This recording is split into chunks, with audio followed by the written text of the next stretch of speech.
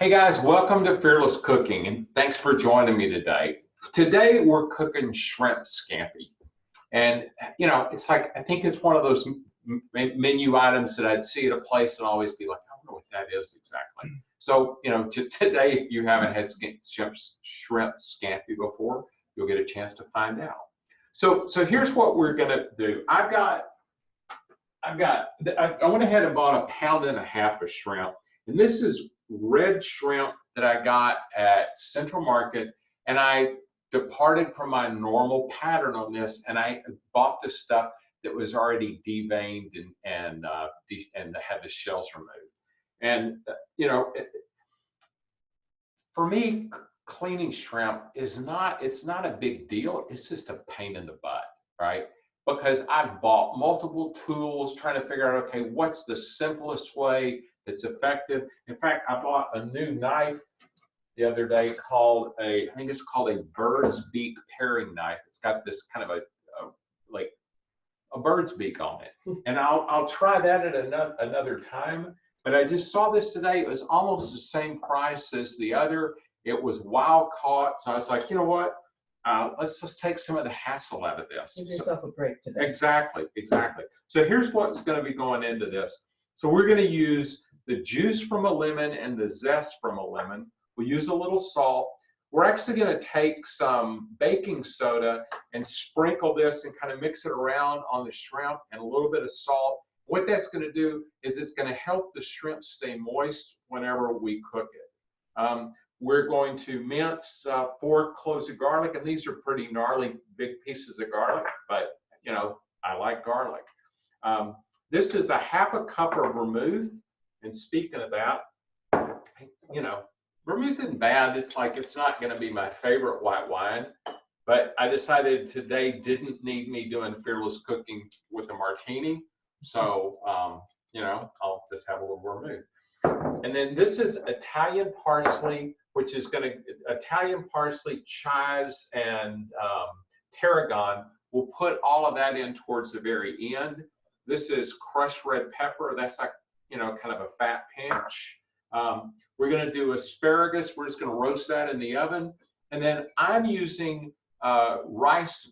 These are rice and millet noodles. But with this, if you want to do cauliflower rice, if you want to do jasmine rice, kind of whatever like starch or carb you want to add to it. With this, Jude loves these and I like them too. So I was just like, you know what? This is one of those kind of rare indulgences where, I'm going to eat some brown rice. Let me think if there's anything else that we're missing. I'm just using cherry tomatoes for a garnish.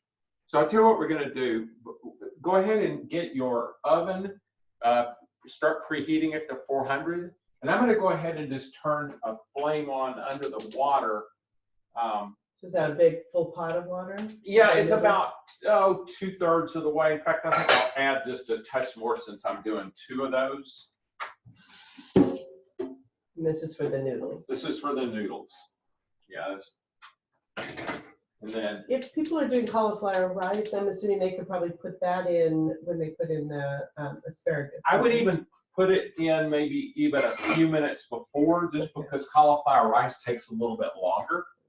So here's what we're going to do. We're going to put kind of a fat pinch of baking, that's baking powder. Let me see.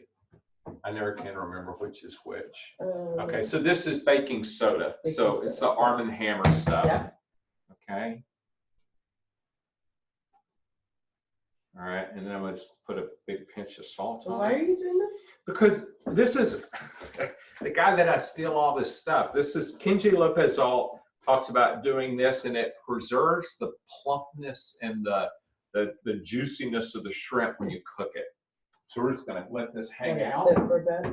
Yeah, we're just going to let it sit while we prep everything else. And this is interesting. These towels are called Huck towels. They're surgery. They use them in surgery, and it's like you don't get lint off of them, and they're just a great like kitchen towel. All right, so what we're going to do now is we're going to check the asparagus. I think Yeah, I think the thing I've noticed with asparagus is that if it has like any kind of red or purple at all or kind of white like this, I'll snap it. Like that was real tender. I think this is actually a batch that is in really good shape, which I love because I hate it whenever you get asparagus and you feel like that you snap about half of it off. Yeah. This one will, yeah. That's just the part that's woodier. And Yeah, and you know, it's like I always hated if you get a bite of asparagus, it's kind of, you know, like tough. Yeah. So I'm just going to use a bowl here.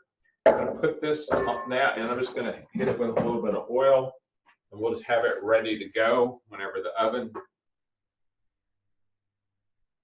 And I'm just going to use that to kind of contain it. Just rub it around on there. Make sure it's sort of coated. Yep. Yeah.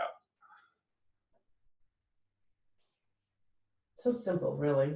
Okay, so that's the other thing about this is like, you know, my goal with it is always, all right, we're using a recipe as a way to kind of illustrate. And one of the things I'm trying to illustrate with this is just how versatile shrimp is, right? Because this will cook in just minutes. Mm-hmm.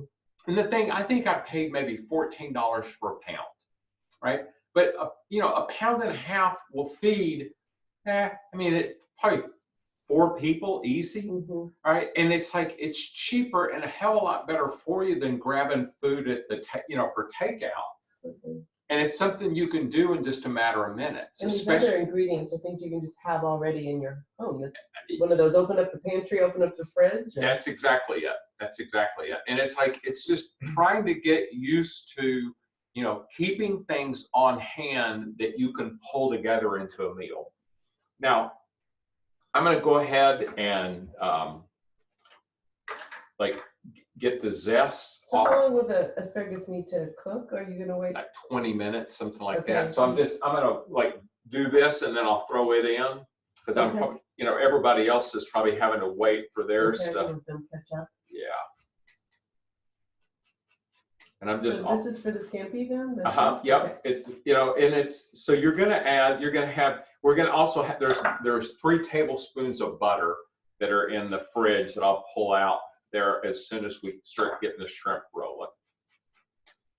So this is just a way to make, what are you using as the tool to get the zest? So this is a microplane, okay? And it's got little bitty tiny holes in it.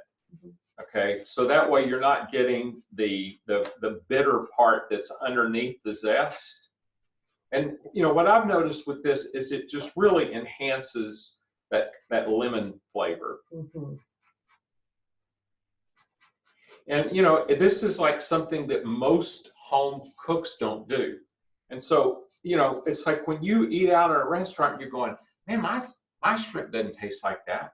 Well, odds are, you know, they're doing things to like brighten the dish up. Yeah.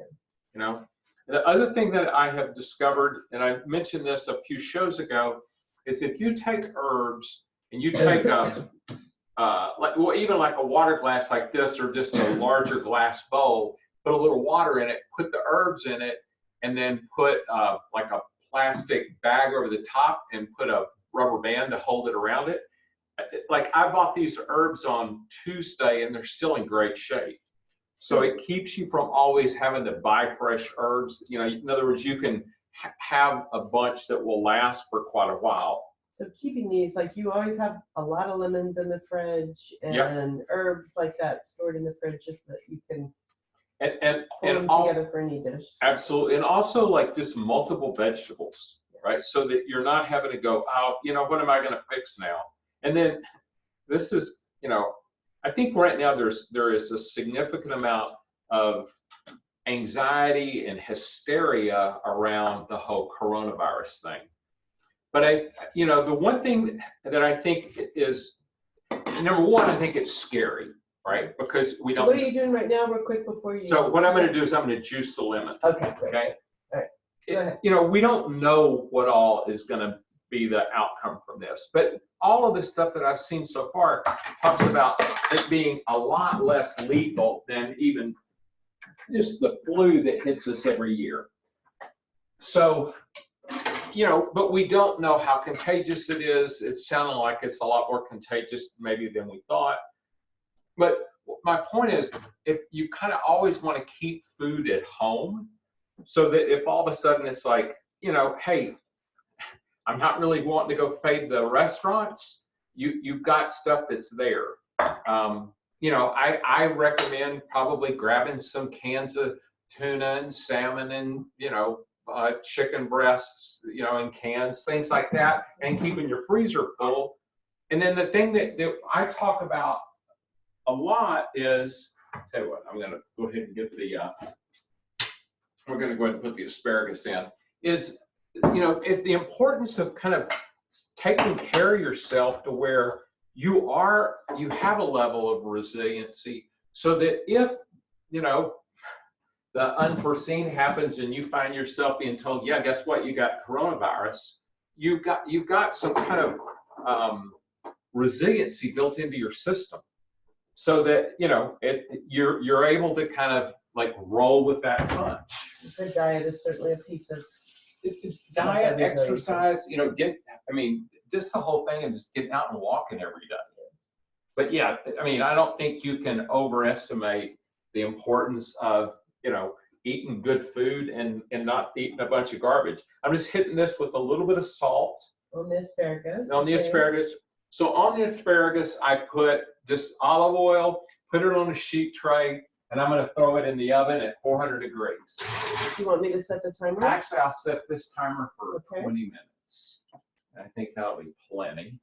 All right. Now then, what we're going to do is we're going to go ahead and trim or slice the garlic. And garlic, I've already taken the skin off of it, but I'm just going to cut the very ends off, that little kind of stem end, just because I think a lot of times that's kind of tough. Let's move that out of the way. And then I'm going to slice them all. Actually, what I'll do is I'll mince it a little bit. I'm going to slice it real thin. And, you know, once again, kind of leave the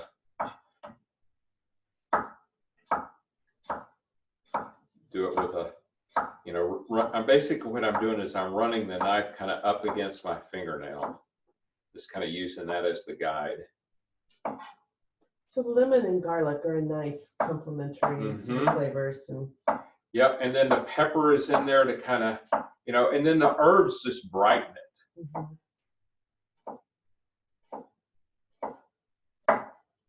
Yeah, and then the, you know, then that vermouth is that's I think that's another thing I ripped off from Lopez Alt, because it was like, you know, a lot of times you just use white wine.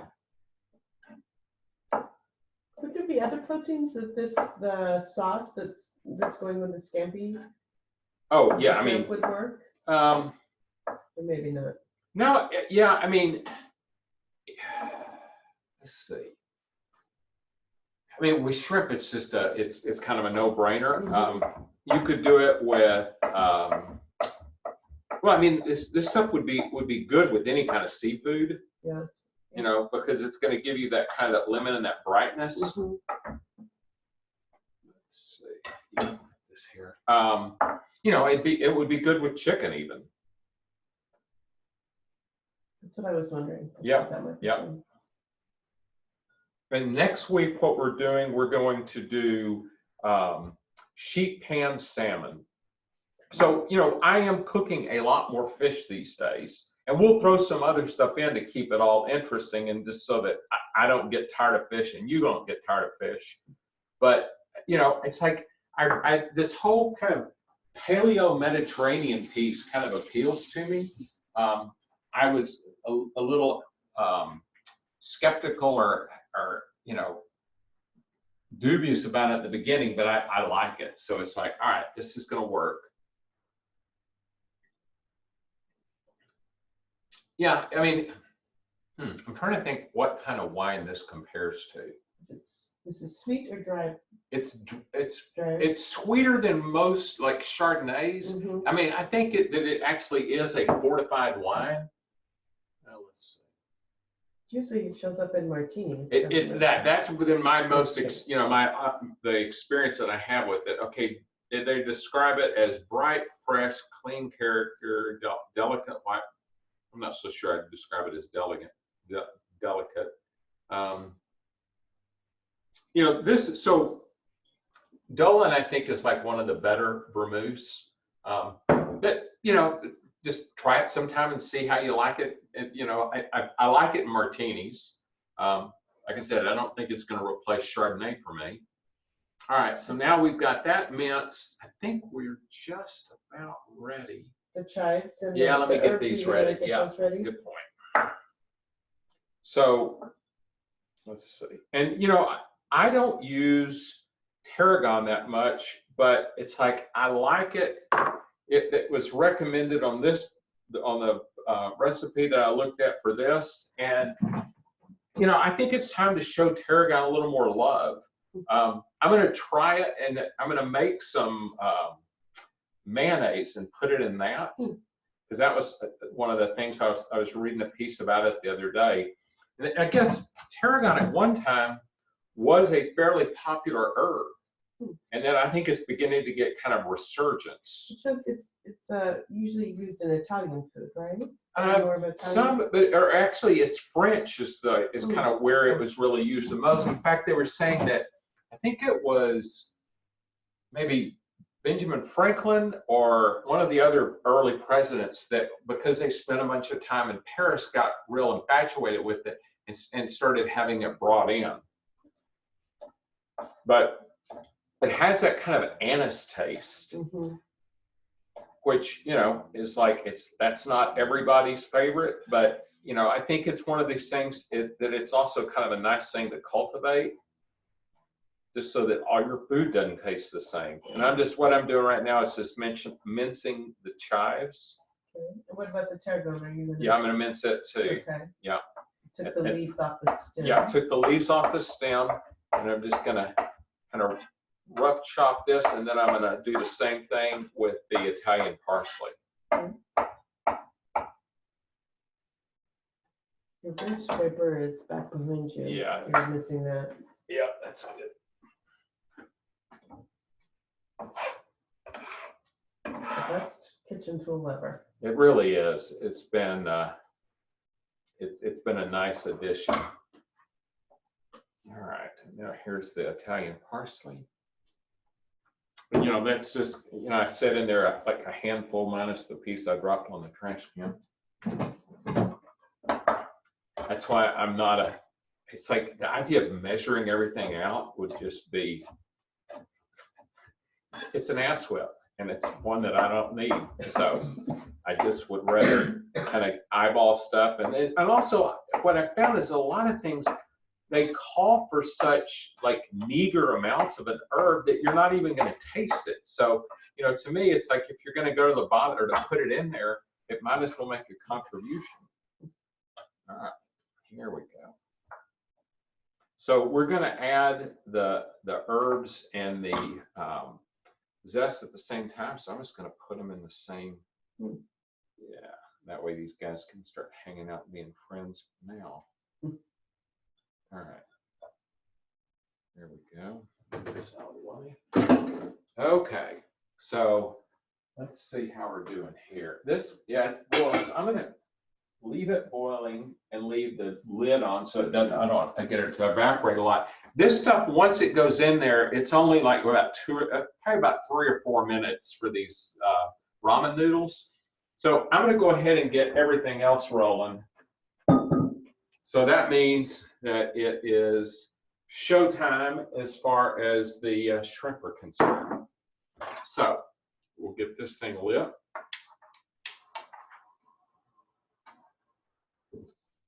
There we go. Get the skillet warmed up, and then we'll put some olive oil in it. Okay. Yeah. I thought vermouth is mostly to be mixed with other alcohols. It is. What happened though was that as the vermouth's got a little bit better, Mm. right, then it was like, okay, now it's being, a lot of places talk about using it as like an aperitif. Interesting. Yeah. And, you know, just something that you would eat prior or drink prior to a meal that like increase your appetite. Yeah, I think it just needs some gin is the, you know, and it's begging for some olives.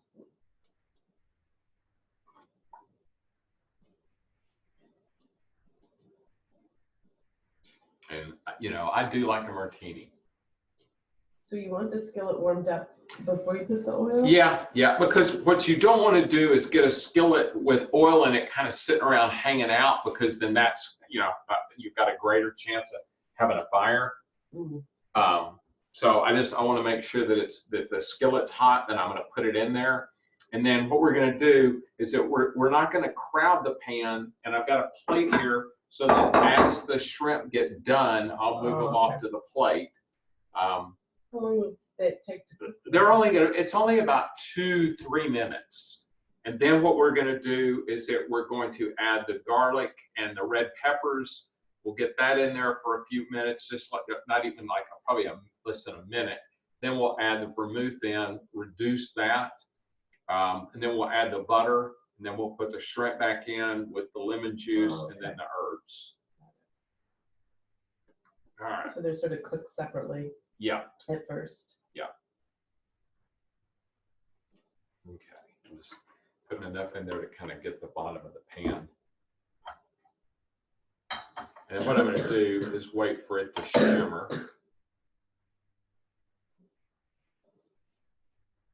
And that won't take long with this thing. I'll tell you what, these things are pretty handy. It's like which things? This portable burner. Mm. Yeah.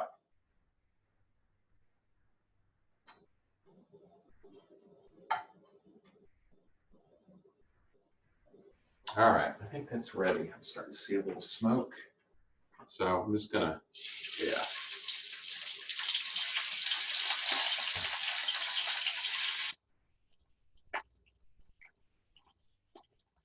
You have that on the medium high? Yeah, but I'm gonna turn it down a little bit because it's a little high.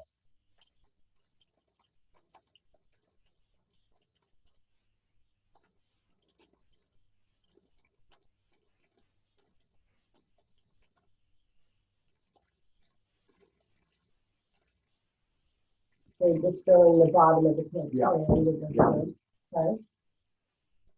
And then what I'm gonna do is I'm just gonna leave it in there like maybe a minute. And then I'm going to turn them over. Okay. So about a minute per side. Yeah, yeah. I How do mean, you know they're done? because you'll start to see it. Yeah. You see that? Well, I mean, it's like within a minute, it's done.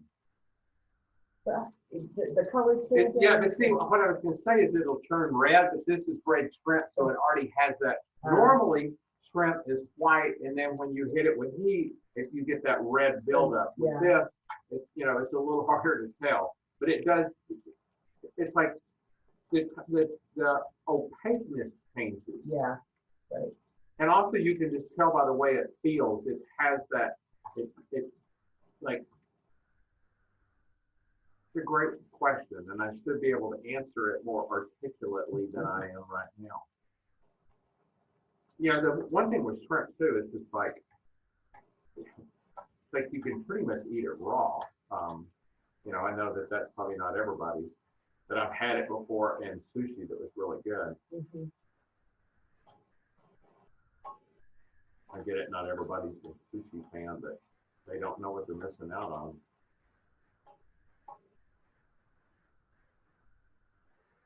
In just a second, we'll move it off and we'll put our next batch in.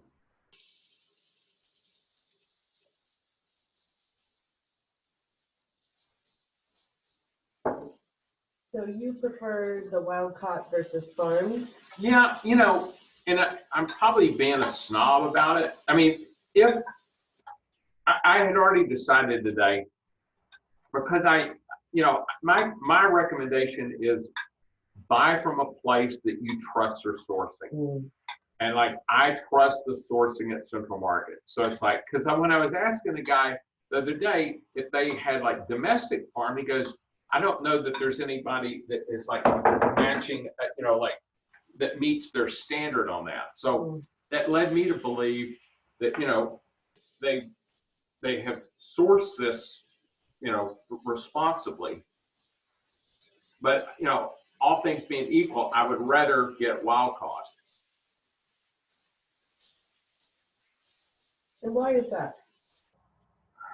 Because, first of all, it means that, I'm not worried about, okay, what are they feeding it? It's eating whatever it normally eats out there. Now, the thing that you have to, be a little worried about is, okay, how non-polluted are the waters that it's in? And, I've been out in the Texas Gulf Coast, and it's like, you've got enough, oil production and stuff out there that it's not like that it's like these total pristine waters. Right. And, I think I wouldn't want to eat farmed shrimp right off of like some of the coastal waters in Mexico.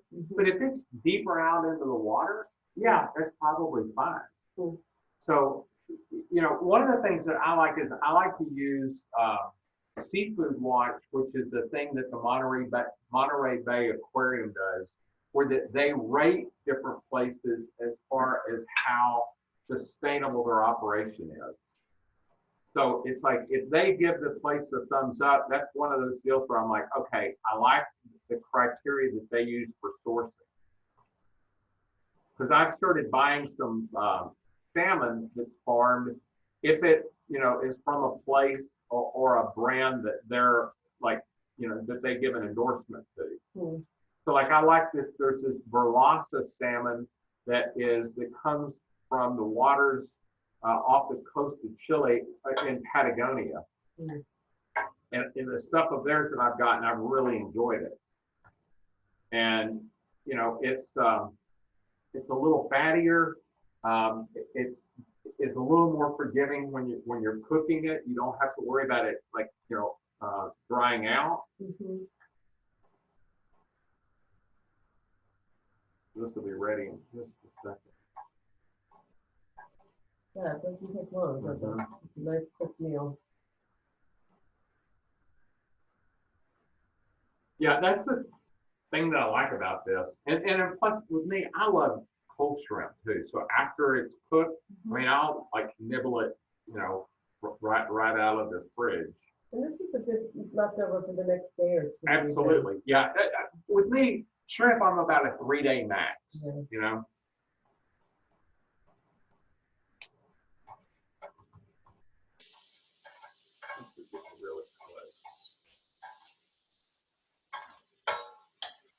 Yeah, these are smaller, so they cook a lot quicker. But the one thing too is that you don't want to overcook shrimp because it makes it rubbery.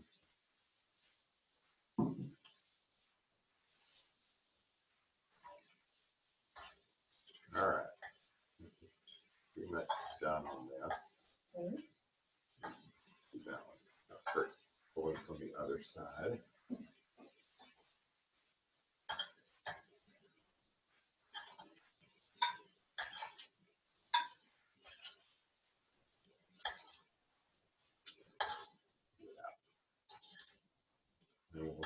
We got this next batch and we'll be done with the shrimp. Oh, there's more shrimp? Yeah. Wow, that was a lot of shrimp. I know. I went ahead this time and got 1.5 pounds just because I was like, a pound is great, but I'm always wanting more. And it's not like, it's a big hassle to cook it.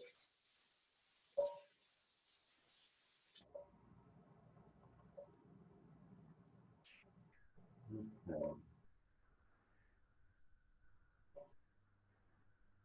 Bingo.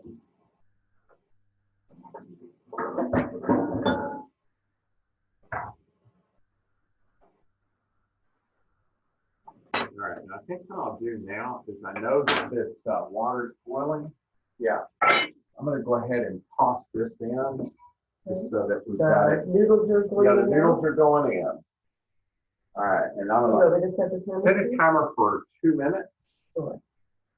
Thanks.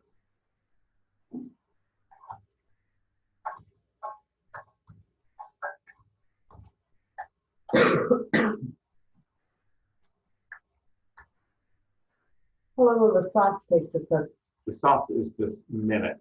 I mean, Wow. like, yeah, I mean, this is one of the things I like about this. Okay, and that's the 20 minutes on the asparagus. We'll check it.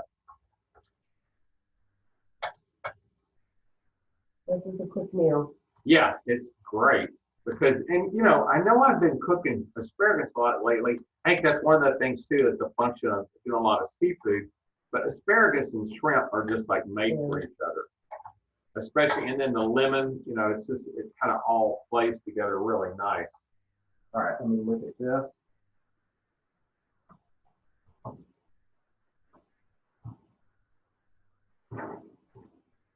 Yeah. A little bit more? Yeah, just about 5. I can start to smell it a little bit. That's good.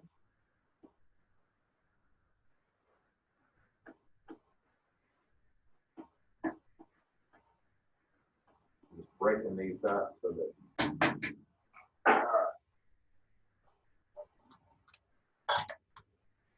Just done. Yeah. Good. All right. I will put them in Here, here. let me cook.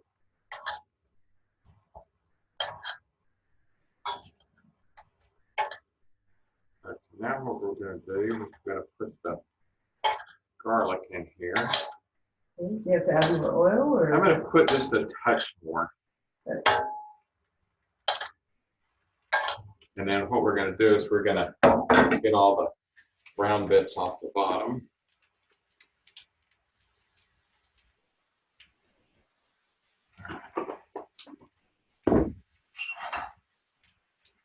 So your timer is going off for the noodles? Yep, but I put those in already. So if you put it for another 2 minutes, Okay. and I'm going to put the red pepper flake in there. Okay, so you just added the garlic? Yeah, I just added the garlic and the red pepper flake. Okay. So what I'm doing is I'm going to like make sure that I get this, you know, all this like shrimp, some of it's stuck to the bottom. Mhm. So I'm just scraping it up here with the spoon. And then what I want to do is get just a little bit of color going on the garlic, and then I will add the vermouth in there.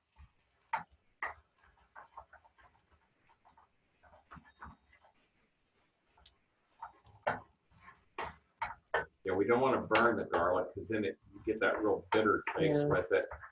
So just a second here. I'm going to add the vermouth.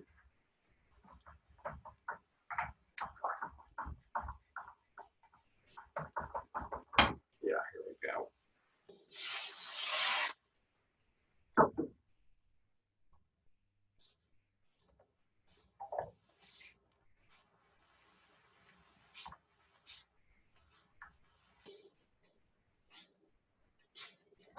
So what are you doing now? You're gonna cook this down, the vermouth down? I'm going to let it reduce just a little bit, and Okay. then I'm going to add the butter to it. When you put the butter in, then what you do is that you just kind of keep stirring it constantly. I'm going to check on these noodles. So I'm going to turn this down just a touch. While it Yeah, that's reduces. reducing. I'm just going to check on these. What I noticed with them is, like when I checked them the other day, it's like they have kind of a start. They're still a little too starchy. These are maybe a minute away.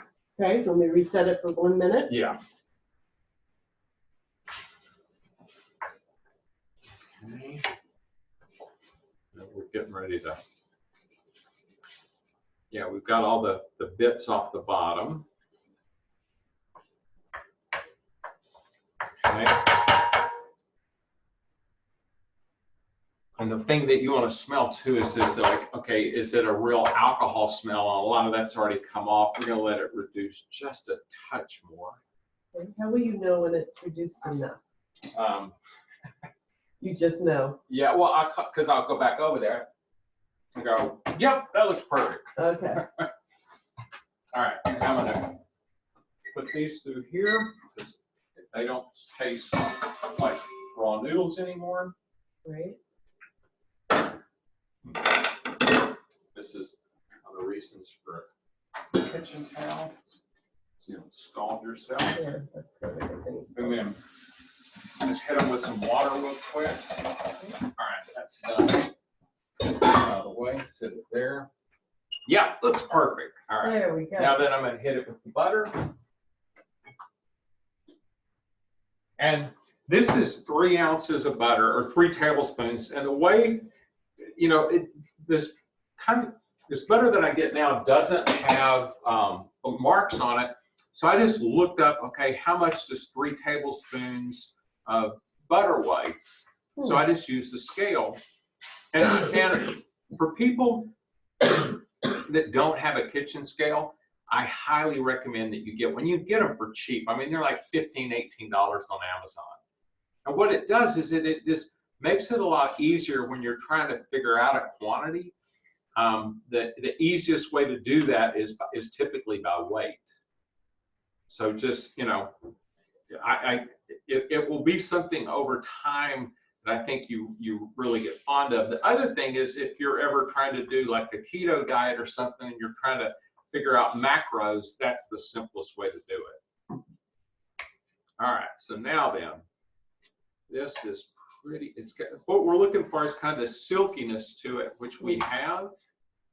So what I'm gonna do is I'm getting ready to add the lemon juice. Yeah, they talked about taking it off of the flame, and I'm not really sure why, but I'm gonna do it anyway. For the lemon Add juice. the lemon juice, yeah. And now what I'm gonna do is just stir that in. I'm gonna put it back on the heat. I'm gonna add the shrimp. All you guys back in the pool. All right, now then, keep stirring this, and then we're gonna add all the herbs and the lemon zest. Oh, it smells heavenly. It does, and it's like, it looks gorgeous. And you know, I say this all the time, but I think, you know, we eat with our eyes as well as our nose and our, you know, and our mouth and the taste buds and everything else. But it's like when stuff looks good, it's a pretty good, you know, it kind of gets everything else like set up going, yeah, I think this is going to be pretty tasty. Oh yeah, man, that's gorgeous. And there's just something about the brightness that you get from the from all the herbs and the lemon, and you know, the lemon and the lemon zest. Yeah. All right, so now then, I'm going to pull my asparagus out. Perfect. All right. And then we'll get us let's do some plate. All right.